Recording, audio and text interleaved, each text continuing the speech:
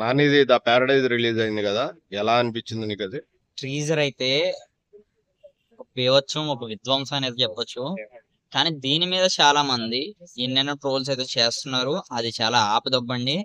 ఆ అది అసలే వాడు అసలు ఎందుకు వాడారంటే, ఇప్పుడు వచ్చి మనం ఒక కాకి వస్తే కాకిని మనం తిడతాం, కొడతాం. కాకిని అలాగని ఎవడో పెంచుకోడు కాబట్టి ఆ కాకిల కోసం చేసిన వాడిని, ఆ కాకిల కోసం అందరూ మీరు ఒక డైలాగ్ కూడా ఉంటది. పాలు లేకపోతే రక్తం వేసి పెంచింది తల్లి అని ఒక డైలాగ్ ఉంటుంది. ఆ ఎమోషన్ అక్కడ క్యారీ అయ్యింది కాబట్టి మనకి ఆ ట్రీజర్ అలాగైతే వచ్చింది. దీని మీద కూడా నాని గారు కూడా చిన్న పోస్ట్ అయితే పెట్టారు. అదే వాటి మనం ఇంగ్లీష్ లో వాడితే అంతే లైట్ అని తీసుకోం, దాన్ని మనం తెలుగులో తీసామని చాలా మంది ఎన్ని ట్రోల్స్ అయితే చేస్తున్నారు. మనం సినిమాని సినిమాలాగే చూడాలి.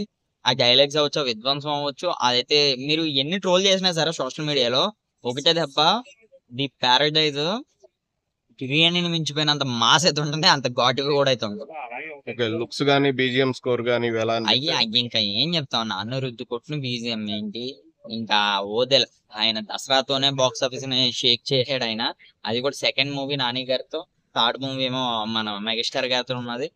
ఏ డౌట్ ఏమీ లేదు. నేచురల్ స్టార్ నాని మాసమ్మ మొగుడు మాసు మళ్ళీ కంబ్యాక్ అనుకోవచ్చు ఈ సినిమాకి. ఒక్కొక్కడికి బాసింగాలు పగిలిపోతాయి. ఎలివేషన్ షాట్స్ ఇవి నీకు ఎలా అనిపించాయి? బాగుంది. చూసుకోండి, మనం ట్రీజర్ అంతా చూసుకోండి, ఒక మంచి ఎంటర్టైన్మెంట్ గా బాగుంది. మంచి మంచి ఎంటర్టైన్మెంట్ మూవీ, అలాగే మంచి మాస్ మూవీ కూడా అని చెప్పుకోవచ్చు. బైలాంగ్ మొత్తం 8 లాంగ్వేజ్ల్లో పాన్ ఇండియా లాగా వస్తుంది ఆయన అన్ని ఆయన చోట్ల. ఆయనగా మనం వచ్చిన ఆయన అన్నతోనే సూపర్ హిట్ కొట్టాడు పాన్ ఇండియా మూవీతో. దసరా ఇంకా బాక్స్ ఆఫీస్ షేక్ చేసింది. ఇంక ఈ సినిమా అయితే ఇంకా అయిపోద్ది.